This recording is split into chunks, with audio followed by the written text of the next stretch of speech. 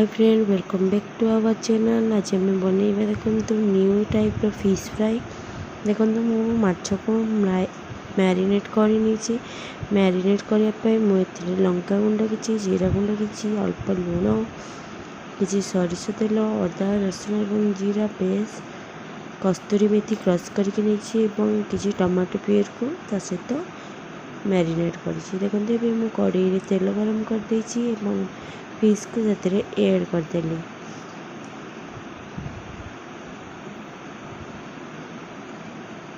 Marinate करी आप आधा घंटा पर्यंत रखिए।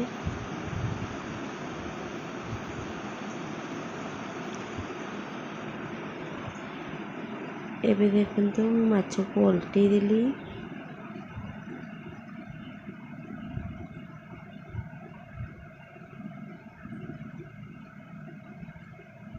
गोटे साइड माछ हो जाइला से ओल्टे देली।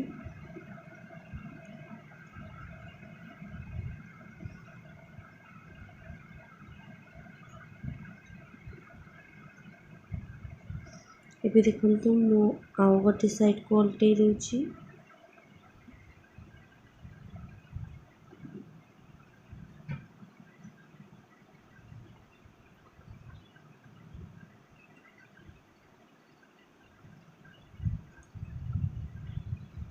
मो वीडियो जदि आप भल लगे ताले आप मो वीडियो को लाइक कर देखो मुझे कस्तूरी मेथी क्रश कर पियाज कटा पियाज कंचा लंका एवं कि टमाटो सॉस नहीं। एबे देखो मु माछरे से गुड़ा को ऐड करदेली।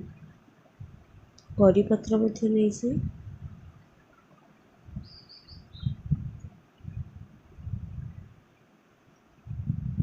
एबे देखो मो माछ सहित पियाज सब बड़ी दे सारे पर प्रिपेरेसन हो गलानी। कड़े बाहर करनेमी।